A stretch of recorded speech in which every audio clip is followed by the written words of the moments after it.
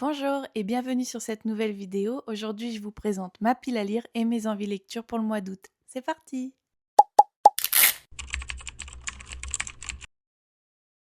Je vais commencer tout de suite avec Circé de Madeline Miller parce que comme beaucoup, je suis allée voir l'Odyssée de Christopher Nolan au cinéma et j'ai adoré.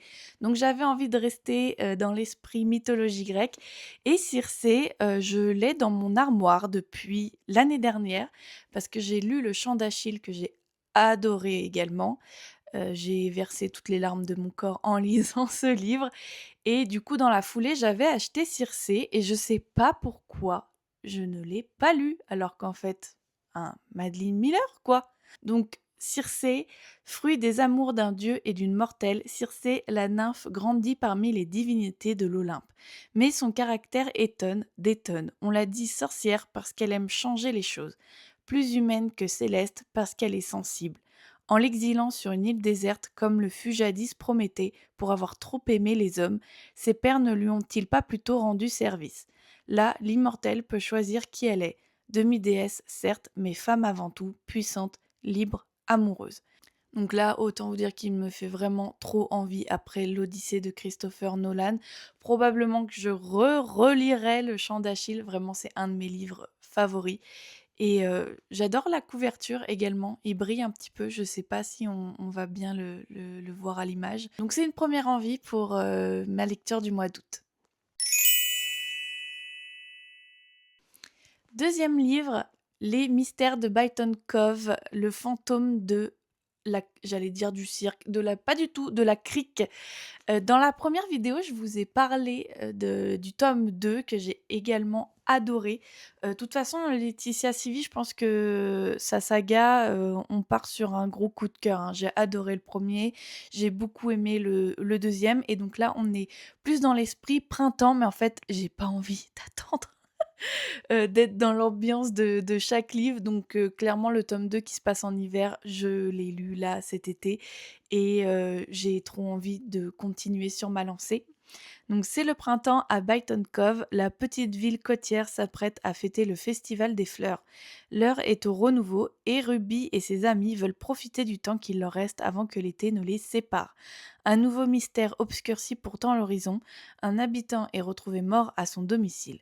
Il vivait en ermite dans une vieille bâtisse supposément hantée par des fantômes. Ruby et Charles sont chargés de retrouver son unique héritière, mais celle-ci a disparu des radars officiels.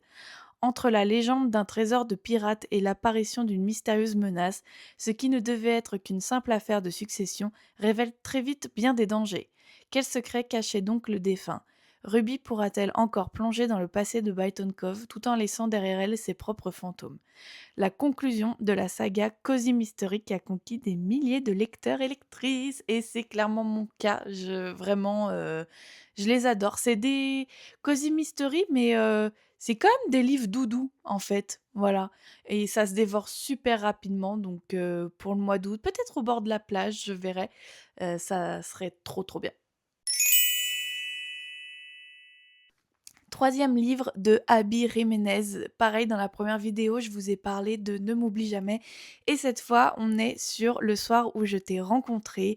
Abby et ses amours impossibles, vraiment, pour l'été, ça passe trop, trop bien. Après un concert, il n'a fallu qu'un instant à Larissa pour choisir celui qui allait la raccompagner. Ce soir-là, elle ne se doutait pas qu'elle venait de rencontrer l'homme idéal. Elle et Chris s'entendent à merveille. Ils se partagent la garde d'un Yorkshire légèrement dérangé qu'ils ont trouvé dans la rue et discutent avec passion de leur livre préféré. En dépit des petits boulots qu'elle cumule pour joindre les deux bouts, Larissa a enfin l'impression que la vie lui sourit, mais Chris n'est pas celui à qui elle a demandé de la ramener chez elle ce fameux soir. Elle est partie en compagnie de Mike, son meilleur ami, avec qui elle sort depuis. Rester en retrait tue Chris à petit feu, pourtant, tout ce qu'il souhaite, c'est que la jeune femme soit heureuse. Qui plus est, tenter un rapprochement détruirait Mike, à qui il tient énormément, et il en est incapable. Si seulement Larissa avait fait un choix différent le soir où ils se sont rencontrés. Clairement avec, la couverture, le petit chien toujours, les feux d'artifice, on est clairement sur, une lecture parfaite pour l'été. Encore une fois, c'est le mec qui tombe un peu en premier, ça aussi j'aime beaucoup. Donc écoutez, feux d'artifice, petit chien, amour impossible, Abby Jiménez, comment passer un bon été quoi. j'ai beaucoup entendu parler de celle qui sait, de Riley Sager, Sager. Encore une fois, gros problème avec les noms. Tout le monde est convaincu que Lenora Hope est la tueuse. Et vous? Le massacre de la famille Hope lors d'une nuit sanglante de 1929 a bouleversé les habitants du Maine.